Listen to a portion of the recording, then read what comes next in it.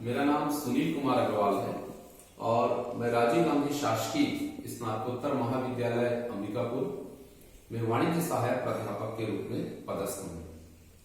आज हम यहाँ बीकॉम भाग 2 द्वितीय वर्ष के विषय कंपनी विधि कंपनी एक्ट के अंतर्गत पार्षद अंतर नियम आर्टिकल्स ऑफ एसोसिएशन के विषय में चर्चा करेंगे। इसके पहले फर्स्ट लेक्चर में हमने देखा कि पार्षद सीमा नियम क्या होता है, उसकी विषय सामग्री क्या है, और उसी के तहत आज हम देखेंगे पार्षद अंतर नियम आर्टिकल्स ऑफ एसोसिएशन।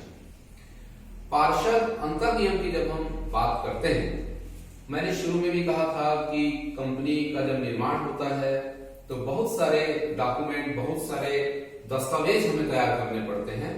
उसी के अंतर्गत कंपनी का दूसरा जो सबसे महत्वपूर्ण दस्तावेज है, जो दूसरा सबसे महत्वपूर्ण प्रलेख है, वो है पार्षद अंतर नियम आर्टिकल्स ऑफ एसोसिएशन।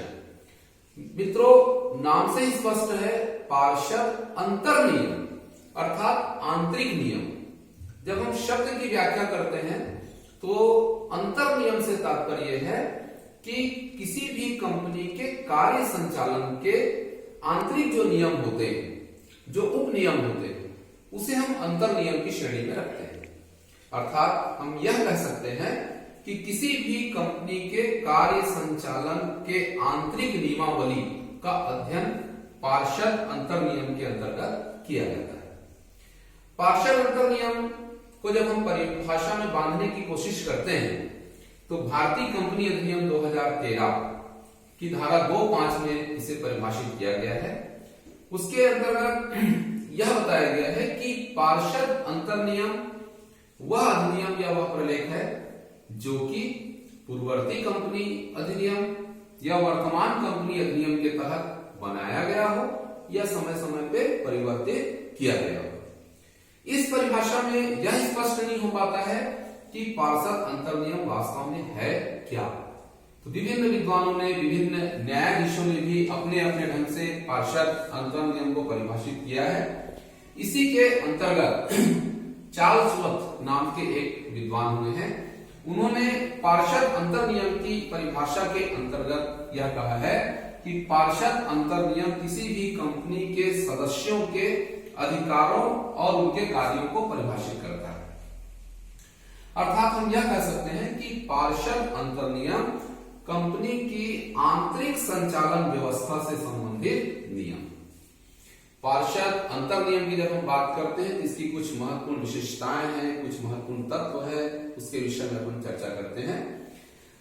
पार्षद सीमा नियम कंपनी का दूसरा महत्वपूर्ण प्रलेख है, क्योंकि पहला हमने देखा कौन सा है, पार्षद सीमा नियम। पार्षद सीमा नियम आंतरिक नियम। पार्षद सीमा नियम के अंतर्गत कंपनी की बाहरी सीमाओं को परिभाषित किया जाता है, किंतु जो पार्षद अंतर नियम है, इसमें कंपनी के आंतरिक कार्य संचालन संबंधी नियमों को रखा जाता है। पार्षद अंतर नियम एक सार्वजनिक प्रलेख है, अर्थात प्रत्येक व्यक्ति को इसे देखने का अधिकार है। पार्षद अंतर नियम के तहत ही व्यवसाय का नियमन होता है, अर्थात इसी के तहत व्यवसाय का कार्य संचालन किया जाता है। पार्षद अंतर नियम एक आपसी समझौता है, कंपनी के सदस्यों और कंपनी के बीच जो संबंध होते हैं, जो समझौते होते हैं, वह पार्षद अंतर नियम के तहत परिभाषित होता है। पार्षद अंतर नियम का निर्माण विधान के द्वारा होता है, अर्थात जो हमारी कंपनी अधिनियम में जो व्यवस्था है उसके तहत पार्षद अंतर नियम का निर्माण किया जाता है। पार्षद अंतर नियम के जब हम महत्व की बात करते हैं तो पार्षद अंतर नियम कंपनी का दूसरा महत्वपूर्ण प्रलेख है। पहला प्रलेख पार्षद सीमा नियम है जो बाहरी सीमाओं को बताता है, और दूसरा जो प्रलेख है जो अंदर की व्यवस्थाओं को बताता है वो है पार्षद अंतर नियम। पार्षद अंतर नियम की जब हम विषय वस्तु की बात करते हैं, अर्थात पार्षद अंतर नियम में क्या क्या बातें लिखी होती हैं, कैसे उसका निर्माण होता है, तो जो प्रमुख तत्व हैं उनके विषय पे अपन चर्चा करते हैं। जैसे पार्षद अंतर नियम के अंतर्गत अंश पूंजी, अर्थात कंपनी की अंश पूंजी कितने खंडों में होगी, कैसे उसकी याचनाएं की जाएंगी, किस माध्यम से याचनाओं का संग्रहण किया जाएगा, आदि सारी बातों का अध्ययन इसके अंतर्गत किया जाता है। इसी के अंतर्गत अंशों का आवंटन, आवंटन मतलब बांटना, अर्थात जितने लोगों ने अंश खरीदने के लिए आवेदन दिया है उनके मध्य अंशों को बांटना, इसका भी अध्ययन पार्षद अंतर नियम के तहत किया जाता है। न्यूनतम अभिदान की राशि क्या होगी, अर्थात जब कोई व्यक्ति अंश लेगा तो उसका न्यूनतम अभिदान क्या होगा। अंशों पर याचना की क्या व्यवस्था होगी, कितनी याचनाओं में पैसा लिया जाएगा, कब कब उसके चरण होंगे। अंशों पर अभिगोपन और कमीशन, अर्थात कंपनी अपने अंशों को जब किसी अन्य एजेंसी या व्यक्ति के माध्यम से अभिगोपित कराती है तो उसका क्या नियम होगा, उसकी क्या रीति या विधि होगी, इसका भी अध्ययन इसके अंतर्गत किया जाता है। पार्षद अंतर नियम के अंतर्गत अंशों का हरण, अर्थात जब कोई अंशधारी अंश पूंजी का भुगतान नहीं करता है तो कैसे उनके अंशों को हम जब्त करेंगे, हरण करेंगे, और फिर उन हरण किए गए अंशों का पुनर्निर्गमन, अर्थात यदि फिर से हरण किए गए अंशों को निर्गमित करना है तो उसके क्या नियम होंगे, ये भी हम पार्षद अंतर नियम के अंतर्गत देखते हैं।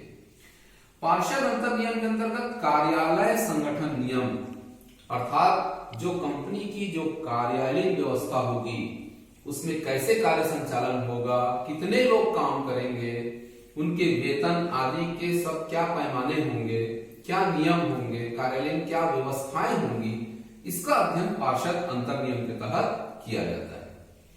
फिर इसमें आता है सभाएं। कंपनी में विभिन्न प्रकार की सभाएं होती हैं, कैसे वो सभाएं आहूत की जाएंगी, सूचना कैसे दी जाएगी, कार्यवाहक संख्या या कोरम कैसे पूरा होगा, प्रति पुरुष या प्राक्षी की क्या व्यवस्था होगी, ये सब हम इसके अंतर्गत अध्ययन करते हैं।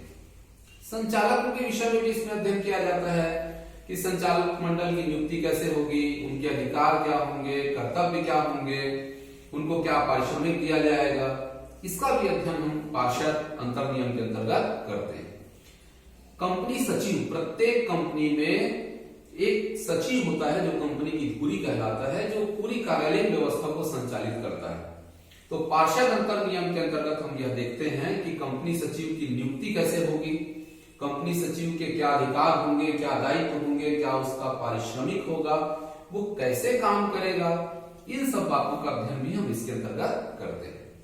फिर हम देखते हैं कि लेखा पुस्तकें और अंकेक्षण, अर्थात कंपनी अपने लेखा पुस्तकों को, हिसाब की पुस्तकों को किस आधार पर रखेगी, कैसे उसको रखा जाएगा, और उसका अंकेक्षण या ऑडिट कौन करेगा, उस अंकेक्षक की नियुक्ति कैसे होगी, क्या उसका पारिश्रमिक होगा, क्या उसकी सेवा शर्तें होंगी, इन सभी बातों का अध्ययन भी इसके अंतर्गत किया जाता है। फिर इसके अंतर्गत मतदान, अर्थात जब कंपनी की सभाएं होंगी तो आवश्यकता पड़ने पर मतदान की क्या व्यवस्था होगी, जब कंपनी का समापन होगा उस दशा में क्या व्यवस्थाएं होंगी, पूंजी के क्या पैमाने होंगे और आंतरिक क्या नियम होंगे, इन सब का अध्ययन इसके अंतर्गत किया जाता है। प्रत्येक कंपनी की एक पहचान होती है जिसे हम सार मुद्रा या सील के नाम से जानते हैं। तो सार मुद्रा के उपयोग का ढंग, उसकी रीति, नियम का अध्ययन भी पार्षद अंतर नियम के अंतर्गत किया जाता है। सारणी आ के नियम, जब कोई कंपनी पार्षद अंतर नियम नहीं बनाती है तब सारणी आ के नियम लागू होते हैं। तो पार्षद अंतर नियम के अंतर्गत यह भी परिभाषित किया जाता है कि सारणी आ किस सीमा तक लागू होगी। पार्षद अंतर नियम की जब हम विषय वस्तु को समग्र में जब हम समाहित करते हैं तो इसका तात्पर्य यह है कि पूरी कंपनी की आंतरिक व्यवस्था से संबंधित जितने भी नियम हैं, उप नियम हैं, छोटी छोटी जो बातें हैं, उन सभी का अध्ययन पार्षद अंतर नियम के अंतर्गत किया जाता है। हमने ये देखा कि कंपनी का पहला जो महत्वपूर्ण प्रलेख है वो है पार्षद सीमा नियम, और दूसरा जो महत्वपूर्ण प्रलेख है वो है पार्षद अंतर नियम। तो हमको यह भी जानना चाहिए कि पार्षद सीमा नियम और अंतर नियम में क्या भिन्नता है, दोनों में क्या अंतर है।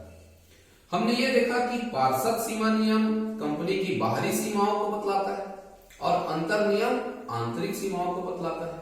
तो आइए हम बिंदु में देखते हैं कि दोनों को किस आधार पर अंतर किया जा सकता है। प्रलेख पार्षद सीमा नियम कंपनी का पहला महत्वपूर्ण प्रलेख है, जबकि पार्षद अंतर नियम कंपनी का दूसरा महत्वपूर्ण प्रलेख है। विषय सामग्री पार्षद सीमा नियम में कंपनी की बाहरी सीमाओं को परिभाषित किया जाता है और विभिन्न वाक्यों में हमने देखा नाम वाक्य, स्थान वाक्य, पूंजी वाक्य, दायित्व वाक्य आदि के माध्यम से उसकी विषय सामग्री बनाई जाती है। जबकि अंतर नियम की जब हम बात करते हैं तो इसके अंतर्गत कंपनी के आंतरिक कार्य संचालन से संबंधित नियम और उप नियम जो है इसमें रखे जाते हैं। परिवर्तन पार्षद सीमा नियम में परिवर्तन करना एक बहुत जटिल प्रक्रिया है, जबकि पार्षद अंतर नियम में उससे थोड़े कम जटिलता के माध्यम से परिवर्तन किया जा सकता है। उल्लेख पार्षद सीमा नियम में कंपनी की बाहरी सीमाओं का उल्लेख रहता है, जबकि पार्षद अंतर नियम में कंपनी की आंतरिक कार्यविधियों का उल्लेख रहता है।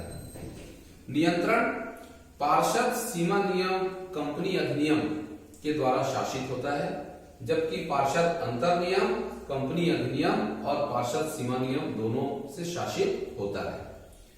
फिर है संबंध पार्षद सीमा नियम बाहरी व्यक्ति और कंपनी के संबंध को परिभाषित करता है, जबकि पार्षद अंतर नियम कंपनी के सदस्यों और उनके कंपनी के मध्य संबंधों को परिभाषित करता है।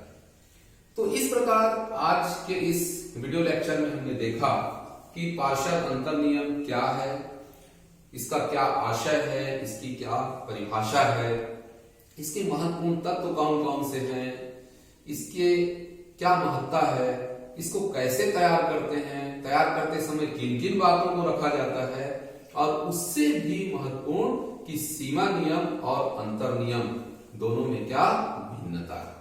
तो ये हमने पूरा आज देखा पार्षद अंतर नियम और उसकी विषय सामग्री, विषय वस्तु। धन्यवाद।